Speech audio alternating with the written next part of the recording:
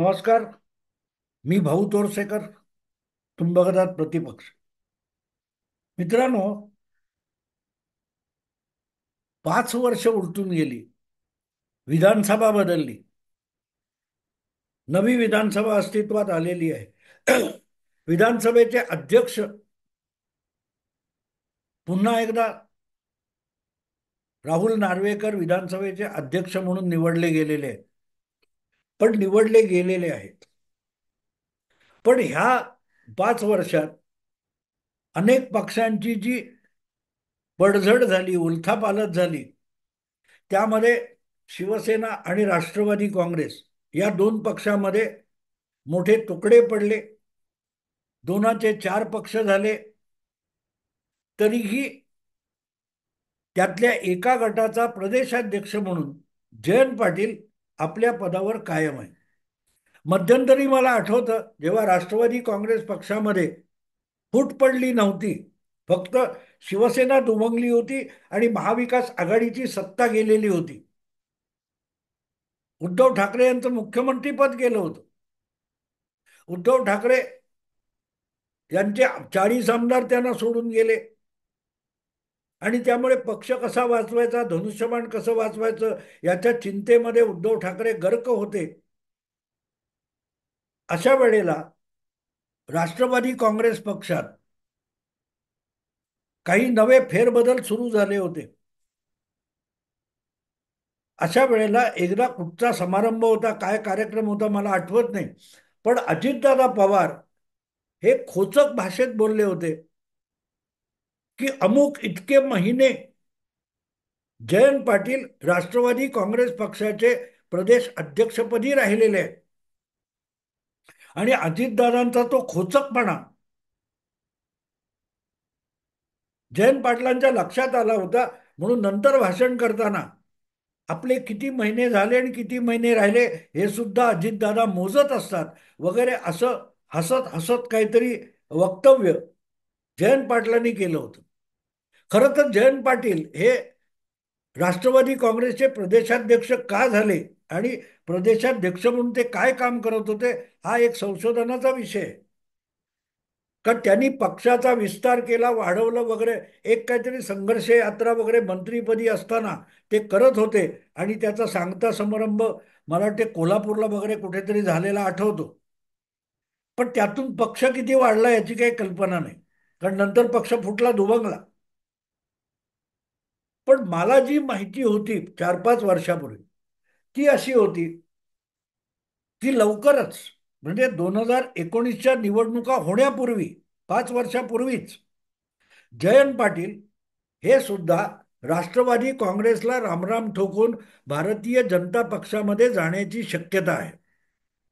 ज्या पत्रकारांनी मला ही माहिती दिली होती त्याला मी नंतरच्या काळात म्हटलं, अरे तू तर म्हणत होता असं असं, आणि काय झालं?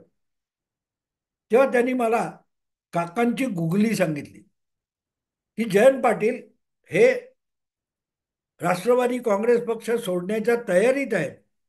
अशी जी कुणकुण शरद पवारांना लागली, त्या शरद पवारांनी अतिशय साळसूदपणे जयंत पाटलांनाच आपल्या पक्षाचे प्रदेशाध्यक्ष करून टाकले. म्हणजे कटकट नको, प्रदेशाध्यक्ष. आणि आणखीन एक गमतीची गोष्ट आहे की राष्ट्रवादी काँग्रेस पक्षाचे अनेक प्रदेशाध्यक्ष हे पक्ष सोडून जातात. भास्कर जाधव शिवसेनेचे आज सगळ्यात मोठे निष्ठावान शिवसैनिक जे आहेत, ते कधी काळी महाराष्ट्र प्रदेश राष्ट्रवादी काँग्रेसचे अध्यक्ष होते आणि कार्याध्यक्ष म्हणून का उपाध्यक्ष म्हणून जितेंद्र आव्हाड काम करत होते. त्यापूर्वी मला वाटते बबनराव पाचपुते सुद्धा राष्ट्रवादी काँग्रेसचे अध्यक्ष म्हणून काम करत होते. मधुकर पिचड, या अशी अनेक नावं सांगता येतील. त्यामुळे अध्यक्ष प्रदेशाध्यक्ष झाले म्हणून जयंत पाटील यांच्या पायात बेड्या घातल्या गेल्या असं कोणी समजायचं कारण नाही. पण शरद पवारांची स्टाईल आहे की एखादा माणूस आपल्या विरुद्ध बंड करणार असेल तर त्याला असा काही जखडून ठेवायचा की त्याची त्यालाच लाज वाटली पाहिजे. तर जयंत पाटलांना पक्षांतर करायची लाज वाटावी यासाठीच त्यांना प्रदेशाध्यक्ष केलं होतं. त्यांचं काय फार मोठं संघटनात्मक कौशल्य किंवा गुणवत्ता आहे म्हणून त्यांना या पदावर काकांनी नेमलेलं नव्हतं. असे जयंत पाटील हे सांगली जिल्ह्यामध्ये सुद्धा जिल्हा नेते म्हणता येतील इतक्या कुवतीचे नाहीयेत. पित्याचं म्हणजे राजाराम बापू पाटील यांचं जे 50, 60, 70, 80च्या दशकातलं कर्तृत्व आहे, त्या पुण्याईवर जगणारा हा नेता आहे. या पलीकडे त्यांचं आणि त्यामुळे राजाराम बापूंनी जी काही संघटना निर्माण केली किंवा निष्ठावान निर्माण केले, त्यांच्यामुळे जयंत पाटील हे सांगलीत नेता म्हणून मिरवतात. पण ज्या पद्धतीची आपली क्षमता नाही, त्या पद्धतीच्या उचापती करता करता राजाराम बापूंनी गोळा केलेली माणसं सुद्धा जयंत पाटील यांच्यापासून दुरावलेली आहेत. आणि आता तर हळूहळू करत शरद पवारांच्या मेहरबानीवर जगण्याची पाळी त्यांच्यावर आली आहे. पण मनाने वसंतदादांच्या विरोधातला गट असलेले जयंत पाटील आणि त्यांचे निष्ठावंत यांना राष्ट्रवादीमध्ये रममाण होणं हे अवघड होतं. पण जयंत पाटील आहेत म्हणून त्यांचे उरलेले निष्ठावान हे राष्ट्रवादीत राहिले. पण ते पवारनिष्ठ कधीच नव्हते. ते वसंतदादांच्या विरोधातला जो गट राजाराम बापूंचा होता त्यापैकी एक होते. आणि शरद पवार हे मुळात वसंतदादा यशवंतराव गटातले होते. हा फरक जुन्या काळातला आहे. पण आपल्याकडे माहिती आहे ना, ठाकूर आणि चौधरी यांची पिढीजात भांडणं वैर असतात, सरपंच आणि पाटलांचे. तसा उद्योग आहे. तर सांगायचा उद्योग असा की जयंत पाटलांना आपल्या पंखाखाली ठेवायचं, पण त्यांना कधीही स्वयंभूरित्या नेता होऊ द्यायचं नाही. ही शरद पवारांनी खेळलेली सगळ्यात मोठी गुगली होती. 99 साली राष्ट्रवादी हा वेगळा पक्ष शरद पवारांनी बनवला. त्यामध्ये जयंत पाटील सहभागी झाले. तेव्हा त्यांना पहिल्या फटक्यामध्ये अर्थमंत्री बनवण्यात आलं होतं. अगदी कुठल्या तरी अपघातामुळे ते आजारी असताना त्यांनी व्हीलचेअरवर बसून सुद्धा अर्थसंकल्प मांडलेला मला आठवतो. पण हळूहळू करत त्यांना त्यांची जागा शरद पवारांनी दाखवली. जसं पक्ष उभारणीच्या काळात भुजबळांचा वापर करून घेतला, थेट प्रदेशाध्यक्ष भुजबळांना केले होते. नंतरच्या काळात उपमुख्यमंत्री केलं, गृहमंत्री केलं. करत करत आज भुजबळांची अवस्था कशी आहे बघा. काकांच्या नव्हे तर पुतण्याच्या मेहरबानीवर सुद्धा जगण्याची पाळी भुजबळांवर काकांनीच आणून ठेवली. आणि आज अशी परिस्थिती आहे की पुतण्याबरोबर गेलो म्हणून काकाबरोबर जाता येत नाही, अशा कोंडीत भुजबळ सापडलेले. जयंत पाटलांची अवस्था वेगळी नाही. आणि म्हणून तुम्हाला आठवत असेल की जयंत पाटलांना संधी असून सुद्धा शरद पवारांनी कधी उपमुख्यमंत्री पदाचा मान दिला नाही. अगदी सांगलीच्याच आरारावांना गृहमंत्री केलं, उपमुख्यमंत्री केलं, भुजबळांना केलं. कधीतरी मला वाटते देखाव्यापुरतं विजयसिंह मोहिते पाटलांना पण उपमुख्यमंत्री केलेलं आहे. पण जयंत पाटलांना त्या पदाच्या जवळपास देखील जाऊ दिलेलं नाही शरद पवार. हुलकावण्या खूप दिल्या. अगदी आता काल परवाच्या विधानसभा निवडणुकीच्या वेळेला आपल्या पक्षाचा दावा मुख्यमंत्री पदावर नाही असं शरद पवारांनी सांगून टाकलं.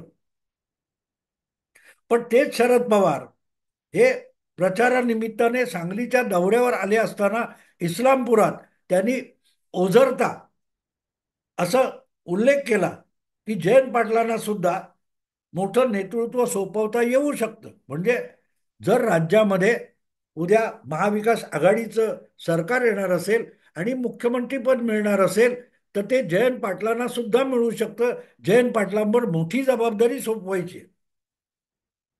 आता मोठी जबाबदारी म्हणजे काय? गमतीची गोष्ट अशी की ते प्रदेशाध्यक्ष आहेत. पण महाराष्ट्र प्रदेश राष्ट्रवादी काँग्रेस पक्षामध्ये जे काही चालतं ते नेमकं काय चालतं हे सुद्धा जयंत पाटलांना कधी माहिती नसतं. शरद पवार हे 2 मे 2023ला आपल्या पदाचा राजीनामा देणार होते. निवडणुकीच्या आणि संसदीय राजकारणातून निवृत्त होणार होते. पण त्याची सुद्धा जयंत पाटलांना सुतराम कल्पना दिलेली नव्हती. अजितदादांना सांगितलं होतं, पण जयंत पाटलांना कल्पना नव्हती. आणि म्हणून जेव्हा अचानक यशवंतराव चव्हाण सभागृहामध्ये शरद पवारांनी आपल्या निवृत्तीची घोषणा केली तेव्हा एखाद्या जत्रेत हरवलेलं पोर जसं मुळूमुळू रडत बसतं कोपऱ्यात, तसे जयंत पाटील त्या मंचावर व्यासपीठावर बसून रडत होते, शरद पवारांच्या बाजूला बसून. आणि शरद पवारांना जयंत पाटलांचे अश्रू पुसावे सुद्धा वाटलं नाही. कारण आज जयंत पाटील हे शरद पवारांच्या इतके आहारी गेलेले आहेत आणि त्यांच्यावर अवलंबून आहेत की आपल्या आमदारकी पलीकडे आपली कुवत नाही. इस्लामपूरमध्ये वडलार्जित पुण्याईच्या आधारावर निवडून येणं या पलीकडे आपल्याला काही शक्य नाही, हे ओळखणारे जयंत पाटील हा तिथे विरोधकांची, भाजपशी, शिवसेनेशी काही एक प्रमाणात जुळवून घेतात आणि आपली सीट टिकली पाहिजे एवढंच राजकारण करतात. सांगली किंवा इस्लामपूर बाहेर त्यांना राजकारणात काडीचीही किंमत नाही. आणि काकांच्या हयातीमध्ये आपल्याला काही मिळणार नाही हे त्यांनाही पटलेलं आहे, त्यांच्या निकटवर्तीयांना पटलेलं आहे. पण जायचं तर जायचं कुठे? जाये तो जाहे कहा, ही त्यांना भेडसावणारी समस्या आहे. आणि म्हणून 5 वर्षापूर्वी आपलं भवितव्य या पक्षात उरलेलं नाही, कारण या पक्षाला सुद्धा भवितव्य नाही. या निर्णयाप्रत आलेले जयंत पाटील भारतीय जनता पक्षात जाणार अशी वदंता होती आणि जायला काही हरकत नव्हती. तसं बघायला गेलं तर 1977 मध्ये त्यांच्या वडिलांनी, राजाराम बापू पाटलांनी, काँग्रेस पक्ष वसंतदादांच्या विरोधात असल्यामुळे सोडला होता आणि ते जनता पक्षात गेले होते, ज्या जनता पक्षामध्ये आजचा भारतीय जनता पक्ष म्हणजेच पूर्वीचा जनसंघ समाविष्ट होता.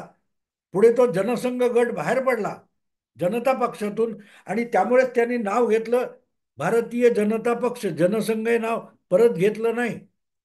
त्यामुळे वडील ज्या पक्षामध्ये होते आणि ज्या पक्षामध्ये नांदले, त्या पक्षाचाच आजचा अवतार असलेल्या भारतीय जनता पक्षामध्ये जयंत पाटलांना जायचं असेल तर अडचणीचं असं काहीच नाहीये. जाऊ शकतात ते, जाऊ शकतात. मला वाटत नाही की वैचारिकरित्या काही अडचण आहे. तसं बघितलं तर सांगलीमध्ये शिवसेना आणि भाजप युतीबरोबर महापालिकेच्या राजकारणात जयंत पाटलांनी सातत्याने जुळवून घेतलेले.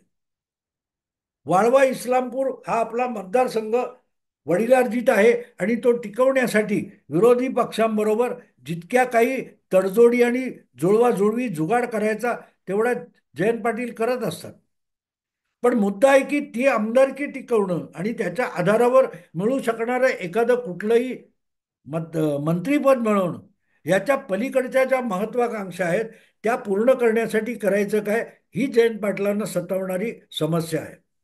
आणि म्हणून त्यावरचा उपाय म्हणून ते भारतीय जनता पक्षाकडे जायला निघालेले होते. पण 5 वर्षापूर्वी कुठची माशी शिकली माहीत नाही आणि त्याची खबर पवारांना लागली आणि त्यांनी यांना प्रदेशाध्यक्ष करून यांच्या पायात बेडी घालून टाकली. आता गंमत बघा की यावेळची निवडणूक लढवण्याची हिंमत नाही अशा अनिल देशमुखांना विदर्भातल्या शरद पवारांनी गृहमंत्री केलं, पण जयंत पाटलांना केलं. जयंत पाटलांना केलं.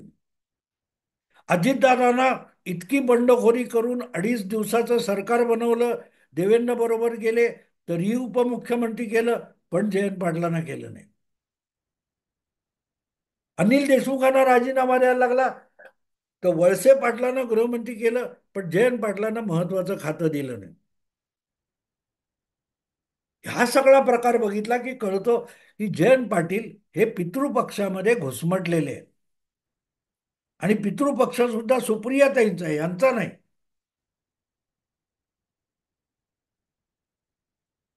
वडिलार्जित म्हणजे राजाराम बापू हे कधी काळी मला वाटते महाराष्ट्र काँग्रेसचे प्रदेश अध्यक्ष सुद्धा होते. महाराष्ट्रामध्ये त्यांचा दबदबा होता. वसंतदादा यांच्यासारख्या एका दांडग्या महाराष्ट्रातल्या राज्यव्यापी नेतृत्वाला आव्हान देण्याची, आपल्या सांगली आणि पश्चिम महाराष्ट्रामध्ये आव्हान देण्याची हिंमत करणारा राजाराम बापू पाटील या नेत्याचे जयंत पाटील हे पुत्र आहे. एक काळ गाजलेलं आहे. पुढे मी आता त्या जुन्या इतिहासात जात नाही, पण अगदी ताईंना सांगा बापूवाले अशा घोषणा झालेल्या आहेत. राजाराम बापूंनी वसंतदादांसमोर एक राजकीय आव्हान निर्माण केलेलं आहे. अशा दांडग्या नेत्याचा हा सुपुत्र आज प्रदेशाध्यक्ष नावाच्या बेडीत अडकलेला आहे. आणि पुन्हा एकदा अशी वदंता कानी येते की पुढची 4.5 वर्ष कुठल्याच महत्वाच्या निवडणुका नसतील, तर कसेबसे 16 आमदार असलेल्या शरद पवारांच्या राष्ट्रवादीत राहायचं की मान खाली घालून अजितदादांच्या राष्ट्रवादीत जायचं, असा एक पर्याय जयंत पाटलांसमोर आहे. पण अजितदादा सुद्धा काकांसारखेच आहेत. आपल्याला पंखाखाली ठेवतील, पण आपले पंख फुटू देणार नाही, हे सुद्धा जयंत पाटील ओळखतात. आणि म्हणून ते अजितदादांच्या राष्ट्रवादीत जाण्यापेक्षा सरळ सरळ भाजपत जातील. आणि त्याचं कारण आहे मित्र, त्याचं कारण आहे, भाजपने गेल्या 10 वर्षामध्ये महाराष्ट्रात आपल्याविषयी निदान राजकीय पक्षांच्या नेत्यांमध्ये कार्यकर्त्यांमध्ये एक विश्वासार्हता निर्माण केली. भाजपमध्ये जाणाऱ्या नेत्यांना कार्यकर्त्यांना दिलेला शब्द काही अंशी तरी पाळला जातो. राधाकृष्ण नार्वेकर आपल्या मुलाच्या हट्टापायी, राधाकृष्ण विखे पाटील आपल्या मुलाच्या हट्टापायी भाजपत आले. सत्ता आल्यानंतर त्यांना मंत्रीपद मिळालं, मुलाला खासदारकी मिळाली, परत एकदा मंत्रीपद मिळालेलं आहे. अनेक जण असतील. त्यामुळे अजितदादा किंवा शरद पवार यांच्या पक्षात काहीतरी आश्वासन घेऊन जाणं आणि ते पूर्ण होईल याची गॅरंटी नसणं, यापेक्षा भाजपमध्ये जाणं हे जयंत पाटलांसाठी सोपं आहे. आणि त्यामुळे यावेळची वदंता जी आहे ती अधिक फलद्रूप होण्याची शक्यता आहे. कारण पुढची 4.5 वर्ष निवडणुका कुठल्याही महत्वाच्या नाहीत, ना लोकसभेच्या आहेत ना विधानसभेच्या आहेत. हा, राज्यसभा विधान परिषद या निवडणुका होतील, त्या 2-2 वर्षांनी होतात. पण दुसरा एक मोठा अडथळा जयंत पाटलांसमोर आहे, तो म्हणजे शरद पवारांच्या गटाची जी राष्ट्रवादी काँग्रेस आहे ती तर आता अधिकाधिक पवारांनी पवारांसाठी चालवलेली संघटना आहे. त्यामध्ये पाटील नावाच्या जयंताला स्थान किती असू शकतं, हा सुद्धा यक्ष प्रश्न आहे. त्यामुळे सुप्रियाताईंना राजकारणात प्रस्थापित करण्यासाठी थकलेला पिता आपल्याला कितपत मदत करू शकेल, ही सुद्धा शंका जयंतरावांच्या मनात असू शकते. त्यामुळे सुप्रियाताईंच्या पितृपक्षामध्ये जयंत पाटलांना किती काळ घुसमटत राहायचं याची चिंता सतावत असेल तर नवल नाहीये. आणि त्यामुळेच झटपट काही मिळवायचं असेल, कारण वय सरकत चाललेलं आहे, तेही आता 60-65च्या घरात गेलेले, त्यानंतर आणखी किती काळ प्रतीक्षा करायची, की आत्ताच काहीतरी पदरी पडेल तेवढं समाधान मानायचं, अशी जी द्विधा मनस्थिती राष्ट्रवादी काँग्रेस पक्षातल्या अनेकांची आहे. आणि एक ते गाजर दाखवलेलंच आहे की महाराष्ट्रात 43 मंत्री होऊ शकतात, तर 42 केलेत. म्हणजे एक जागा शिल्लक ठेवलेली आहे, ती जयंत पाटलांसाठीच आहे असं जे सांगितलं गेलंय. त्या जयंत पाटलांसाठी एक जागा राखीव असेल तर जयंत पाटील जाणार कुठल्या पक्षात, अजितदादांच्या, एकनाथ शिंदेच्या की भाजपमध्ये, याही प्रश्नाचं उत्तर पत्रकारांना शोधावं लागतं. पण एक गोष्ट आहे, पितृपक्षात घुसमटलेले जयंत पाटील अधिक काळ शरद पवारांच्या राष्ट्रवादीमध्ये राहतील की नाही, हा शंकास्पद प्रश्न आहे. बघूया काय होतं. आत्ता इथेच थांबतो. आवडलं लाईक करा, शेअर करा आणि प्रतिपक्षाला सबस्क्राईब करा, बेल आयकॉनवर क्लिक करा. नमस्कार.